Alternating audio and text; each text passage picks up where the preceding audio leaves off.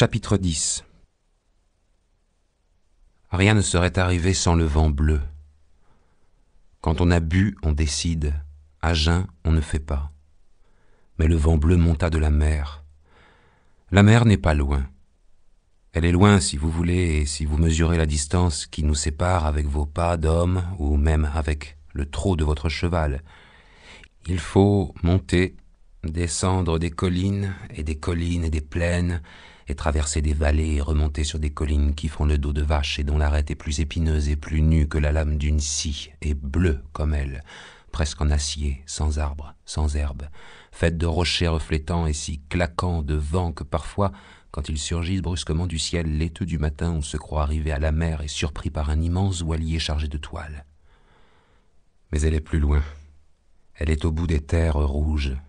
Et là, elle apparaît si large, si terriblement large, si plate, si profondément enfoncée dans le ciel qu'on se rend compte, en pensant au plateau Grémone, qu'elle est tout près de nous, car sans cette obligation qu'elle a d'être collée sur le rond de la terre, elle monterait si haut, tout en restant plate, que nous la verrions apparaître au-dessus des montagnes d'Éguine avec son charruage de bateaux et ses gros poissons noirs qui dorment pendant que le soleil et l'eau écument dans leurs poils. Le vent bleu monta de la mer. Il est chargé de nuages. Il souffle seulement au printemps.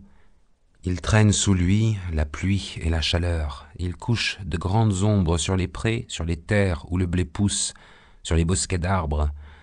Ces ombres épaissies par le reflet des sèves nouvelles sont les plus bleues de toutes les ombres.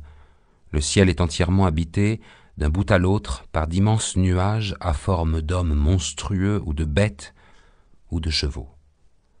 Le vent les emporte, les entraîne et les pousse, et surtout, il les anime d'une grande vie qui n'est pas enfermée dans chaque nuage, homme, bête ou cheval, mais qui passe de l'un à l'autre sans barrière, si bien qu'à tout moment la forme de l'homme coule doucement en échine de bête. Le cheval a fait un bond gigantesque, puis il a laissé couler ses jambes épaissies, ses cuisses, ses sabots se sont rejoints et il est devenu comme une montagne. Sa crinière est une forêt d'arbres.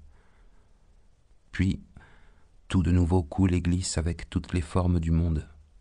Le ciel est dans une grande passion. La pluie descendait sans arrêt sur le plateau. Elle avait pris l'oblique du vent et son caprice. Elle ne tombait pas du ciel, elle sautait hors du sud par gros paquets comme si elle était lancée de la mer. La terre du plateau écrasée par le poids retombant de ses vagues, blessée par le tranchant de ses lames d'eau qui frappaient de biais, fumante d'embrun, tout écorcée, ayant découvert son tendre, coulait en épais ruisseaux de boue le long de toutes les pentes. Les graines, surprises dans leur vie souterraine, se débattaient, se cramponnaient de toutes leurs racines, à de petits grumeaux de terre que la pluie effritait, puis les flots soudains des eaux les arrachaient de leurs trous et les emportaient, racines écartées comme de petites méduses. Les champs de blé s'enterraient sous les limons des ruisseaux nouveaux. Les arbres, dont les feuillages pesants faisaient gémir les branches, résistaient au vent et à l'eau. Puis les selles fatiguées des branches maîtresses se fendaient presque sans bruit jusqu'à l'aubier et de grosses charges de feuilles tombaient en déchirant de longs lambeaux d'écorce. Soudain, dans un écartement de nuages, le calme et le soleil tombaient comme une gerbe de feu. Les flaques, la rainure des longues herbes, les nervures des feuilles, la pointe des chardons, le gras de la terre, tout ce qui gardait un fil d'eau ou un suintement éclatait de reflets. Des paliers de lumière portaient le regard ébloui de la terre à l'herbe, de l'herbe à l'arbre, de l'arbre jusqu'aux cavernes du ciel où, dans la profondeur des gouffres en mouvement, volaient les étincelantes colombes du soleil. Puis tout se mettait à glisser de ce qui était la couleur et la lumière de la terre comme le mouvement éclatant des écailles d'un serpent qui marche. Le rose du toit lointain de Mouille-Jacques se fondait dans le vert d'un pré, le bleu d'un nuage passait à l'azur du ciel. Le vert du pré se fondait peu à peu jusqu'à se confondre avec la sombre frondaison des ormes à la limite du champ perdu d'oncle Sylve. Le ciel blanchissait, les ombres couraient sur le plateau comme des traces de pas, l'eau coulait le long des rainures des herbes, s'amassait en gouttes au carrefour des nervures des feuilles, jetait brusquement 1000 reflets nouveaux avant de s'éteindre sous l'ondulation balancée d'une nouvelle pluie grise que le vent apportait de la mer. Je n'ai jamais eu moins de soucis, dit Jourdan. Il bourrait sa pipe, il tassait le tabac au bout du doigt avec beaucoup de complaisance. Tu crois que les narcisses ne souffrent pas? Au contraire, dit Bobby, ça aime l'eau. Tout autour de la Jourdane, la terre était gorgée de pluie. L'eau regonflait par tous les trous. On avait vu passer à la lisière du champ, dans un moment d'éclaircie, une pauvre taupe, vernie comme un rat qu'on a tiré d'une jarre d'huile. Elle ne savait plus où aller, et sans confiance dans la terre, elle dut se cacher dans un creux de mur, près des soux, vides. « Mauvais pour le blé, » dit Jourdan. Non seulement on ne pouvait pas travailler, mais le travail ancien s'effondrait sous la pluie. On voyait peu à peu tout se perdre, et en plus, on ne pouvait pas prévoir le temps qu'il faudrait pour retrouver la terre sèche après la fin de la pluie. D'ailleurs, elle ne voulait pas finir. « Mais je m'en fous, dit Jourdan. Je n'ai pas fait de blé, j'en ai pour 3 ans. Tu sèmeras cet automne, dit Bobby. À mon aise, dit Jourdan. Seulement pour avoir un peu d'avance. Oui, dit Jourdan. Seulement un peu d'avance, 2 ou 3 ans, et pas en argent, en grains. Et il pensait avec une joie douce à ces 2 ou 3 années pour lesquelles il était déjà assuré. Son travail n'était plus changé en morceaux de papier à plat sous les chemises de Marthe. Il était changé en 3 belles années avec 3 fois des hivers, des automnes, des printemps et des étés. « Le temps est mauvais, dit-il, mais il n'est pas vilain. » On avait laissé la porte et la fenêtre ouvertes car il faisait très chaud. La terre sentait fort. À chaque coup de vent, le ciel avait des profondeurs nouvelles. Dans l'après-midi du 3e jour, on entendit un galop de cheval. C'était Honoré qui arrivait, monté à cru. Il avait les yeux un peu fous, et il voulut bouchonner sa bête avant d'entrer se chauffer et se changer. Il venait de passer sous toute l'averse, et cette fois la pluie avait été plus rageuse, traversée de 2 longs éclairs soufrés. « Je les ai vus sauter dans les guérets comme des carpes, dit-il. » Il dit que Jacou était devenu comme un diable. Leur grand champ qui allait toucher les terres d'oncle Sylve était tout charrué de ruisseaux et le gras, avec sa charge de blé, avait été arraché jusqu'au poudingue. « Notre semence, dit-il, se promène dans l'Ouvèze. » Quand la pluie cessait, on entendait les torrents qui ruisselaient sur les pentes du plateau et faisaient sonner la vallée de la rivière. Il ne restait plus, disait-il, qu'1 dixième de ce qu'ils avaient fait, et il avait moins de regrets de son travail que de cette semence déjà levée et qui avait été emportée toute fraîche avec son herbe, ses racines et ses promesses. Après, il dit un peu tout ce que faisait Jacou. Ce n'était pas de la colère criante, c'était comme quand on dit « merde après tout », et qu'on jette les outils, et qu'on s'assoit, et tant pis pour la suite. Il lui en est arrivé déjà de grosses à cet homme-là. Il a perdu un fils, en 4, le frère de Joséphine. Elle ne l'a pas connu, elle est née après. Le feu s'est mis à leur ferme, c'était dans la vallée Buèche, du côté des montagnes. « Je ne savais pas, dit Jourdan. « Mais si, dit Honoré. Ici, ils ont recommencé. »« Le temps ne finira pas, dit-il. » Puis, il parla des biches. Il demanda si ça tenait toujours. Ça lui plaisait, cette idée. L'autre soir, Joséphine lui en avait parlé. Oui, mais Bobby dit qu'il fallait des filets et que ceux des verrières soient prévenus. Alors, Honoré dit que ceux des verrières étaient prévenus. Et il y eut un moment de silence où l'on entendit seulement le bruit de la pluie. Il dit « La vérité, c'est qu'avant de venir ici, je suis allé ailleurs. » C'est pour ça qu'il était si mouillé, un peu affolé, et qu'il avait eu tant de remerciements pour le cheval. On lui assura que le cheval était maintenant tranquille et qu'il mangeait du beau foin. Alors, voilà ce qu'il avait dit. Il était descendu du plateau par la route des Hubacs. Il avait traversé l'Ouvèze sur le pont de bois et il n'avait qu'une peur, c'est de ne plus retrouver le pont au retour, car la rivière gonflait à vue d'œil. Il était allé jusqu'à la route, dans l'espoir de rencontrer des carriers. C'est là qu'il avait pris tout le gros de l'orage. Enfin, il avait vu, non pas un carrier, car il fallait être fou pour compter en voir un avec ce temps, mais le colporteur des élixirs de Chartreuse. « Il est aveugle, dit-il. » Lui, Honoré, s'était mis à l'abri dans une cabane de cantonnier, à peine un abri, un toit de feuilles. Il avait entendu chanter. Ça lui avait fait un effet. Il s'était vu arriver cette espèce d'homme maigre. Tout le monde le connaît depuis longtemps, mais de le voir marcher sous la pluie, sans se presser, la tête droite, le bâton tendu, et de l'entendre chanter, ça faisait penser à des choses étranges. D'autant que, malgré l'heure, le jour était louche, sous les nuages et la pluie. « Tu comprends bien, dit Honoré, que malgré tout ça, n'est-ce pas, j'en ai vu d'autres. Mais quand il m'a entendu, il est venu s'asseoir près de moi, et alors là, de le voir tel qu'il est, il est d'une vieillesse, on ne s'en rend pas compte, avec juste son petit baluchon, et tant qu'on lui achète des bouteilles, ça va bien, mais quand on ne lui en achète pas, comment fait-il, seul sur la route, aveugle, la pluie? Je te dis, de le voir tel qu'il est, et puis à bien le regarder, à l'écouter, se rendre compte qu'il est heureux comme tout, vraiment heureux, et qu'il chante parce qu'il est heureux, alors ça... Enfin celui-là, dit-il encore au bout d'un moment, on peut bien dire qu'il n'a rien. Le colporteur allait justement aux Verrières, et quand on connaît la route qui y monte, on se demande comment il fait pour aller là-haut, lui, aveugle, au milieu du mauvais temps et de la nuit parfois. Il lui avait répondu que pour lui c'était toujours nuit. « Rends-toi compte, dit Honoré. « Je sais, dit Bobby. Et il y a des choses encore bien plus extraordinaires, c'est pourquoi il faut avoir confiance.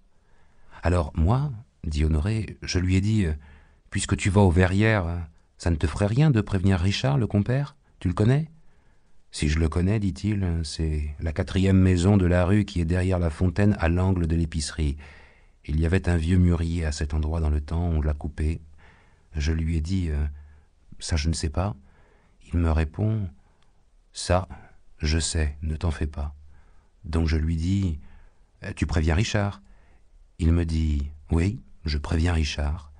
Mais je ne peux pas lui dire seulement, je te préviens. Je le préviens de quoi? Qu'on va y aller. Et qui on? J'étais embêté pour le lui dire, je me disais, tu le lui dis? Enfin, qu'est-ce que je risquais? Je lui dis, c'est pour aller piéger des biches dans la forêt de Nance. Alors il m'a dit, ne compte pas sur moi. Je lui ai dit, je te demande un service. Il m'a dit, non, tu me demandes une saloperie, des saloperies, dit-il. Je n'en fais pas. Je pourrais peut-être en faire à des saligots comme toi ou tes pareils, mais pour ce que tu m'as dit, non. Je l'ai regardé, j'ai vu sa vieille figure, j'ai dit, comment saloperie? Il m'a répondu, ce serait encore plus salaud d'essayer de t'expliquer, et d'ailleurs, il faut que je parte. Il s'est dressé. Tu as tes yeux, qu'il m'a dit. Vous êtes quelques-uns à avoir des yeux. Moi, c'est de naissance que je n'en ai pas. Alors, je ne sais pas tout à fait ce que vous appelez voir avec vos yeux, mais à en juger d'après ce que vous faites, ça n'a pas l'air d'être grand-chose. Ou alors, il faut que vous soyez une belle bande de cons, parce que... Et à ce moment-là, il s'en allait, et si je ne l'avais pas retenu, il serait parti. Parce que... Vous en portez les conséquences, qu'il m'a dit. Je l'ai retenu par le bras, je lui ai dit « Assieds-toi ». « Non ». « Assieds-toi ». « Non ». Et il tirait vers la route où la pluie, je ne vous dis que ça. Enfin, je lui dis, tu te trompes. Non. Si, je lui dis, car c'est une chose un peu extraordinaire, ça n'arrive pas d'habitude. Si je te le dis, tu le sais. Si je ne te le dis pas, tu l'inventes avec les choses habituelles et tu te trompes. Assieds-toi, je vais te le dire. Tu verras si ça ne vaut pas la peine. J'allais dire, il me regarda. Non, car il est aveugle, mais il tourna ses yeux vers moi et alors j'ai vu ses yeux vides. La route vide. La pluie vide, le monde vide. Et je me suis dit, ça je vous le jure, je me suis dit, non, le monde n'est pas vide. Assieds-toi. Vous voulez les tuer? Dit-il. Justement non. Vous voulez les prendre vivantes et puis les vendre? Non plus. C'est encore plus salaud, dit-il. Vous voulez les mettre dans des cages? Justement non. Alors je ne comprends pas. Je suis content de te l'entendre dire, et alors... Moi, je vais te l'expliquer. Là, je te dirai la vérité, dit Honoré à Bobby. Je te dirai ce que je lui ai raconté, mais je ne sais pas du tout ce que tu veux faire. Mais qu'est-ce que tu as raconté? Dit Bobby. Ce qui me semblait le plus raisonnable. Alors, ça doit être justement ce que je veux faire, dit Bobby. Voilà, dit Honoré. À ce moment-là, il continuait à me regarder avec ses yeux vides. Je lui ai dit, je suis du plateau Grémone. Je connais. J'ai dit, La vie n'est pas belle, et je vous jure qu'il m'a répondu, la vie est très belle. Je lui ai dit, nous avons acheté un cerf. J'ai dit nous, c'est Jourdan, mais j'ai dit nous. Tu as bien fait, dit Jourdan. Nous avons acheté un cerf. Il m'a demandé, pourquoi faire? J'ai réfléchi. Pour rien. Comment pour rien? Pour l'avoir à côté de nous. Et c'est la vraie vérité, dit Bobby. Mais ça a été long pour le lui faire comprendre. Et qu'est-ce qu'il n'a pas compris? Que le cerf était libre, il me disait « Vous le renfermez bien quelque part ?» Non. Il va où il veut? Oui. Toujours? Oui. Il court partout? Oui, il vient nous voir les uns les autres, il nous fait des visites, il nous regarde, puis il court et nous le regardons courir. Il doit vous gâter les champs. Je me suis pensé, pour ce qu'il en reste, ça tombait à ce moment-là, comme pour crever la terre, et j'entendais ruisseler dans les ubacs les ruisseaux qui emportaient la semence. Je lui ai dit, ça nous est égal. Il resta un moment à tourner l'idée dans sa tête, et après, j'ai l'impression qu'il ne s'adressait plus à moi en parlant, mais peut-être bien au cheval. Le cheval était là, à côté de nous, sous les feuilles, et de temps en temps il bougeait quand l'eau froide lui goûtait sur l'échine. « Ça c'est nouveau, dit-il. On ne pourra jamais deviner ce qu'ils finiront par faire. Ils finiront peut-être par trouver juste. » Il m'a dit, « Et alors, les biches ?»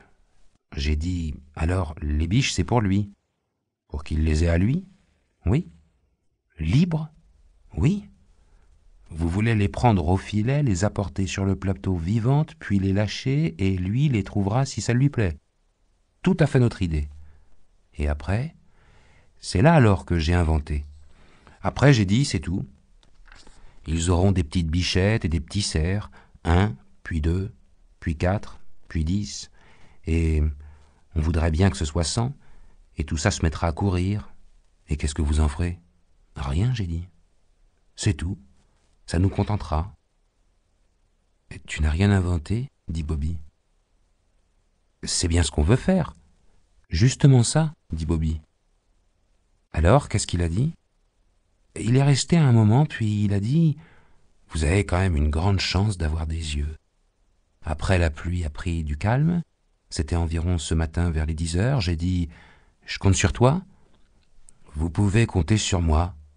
Tous, tant que vous êtes, je ferai la commission. » J'ai dit « Excuse-moi, mais je pars. Je vais les prévenir que tout va bien. » Il m'a dit « Va. » J'ai fait sortir le cheval, il m'a rappelé et il m'a demandé « C'est toi qui as eu cette idée-là ?»« Non, c'est un homme. Et j'ai parlé de toi. Dis-lui que je voudrais bien le connaître. »